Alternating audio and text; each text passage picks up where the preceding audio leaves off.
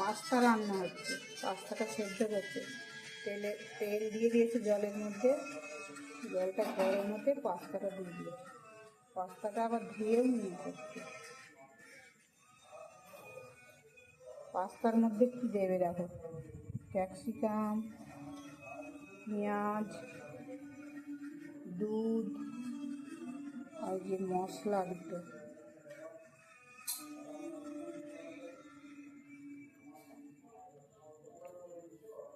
তোমরা দেখতে থাকো কি করে হয়।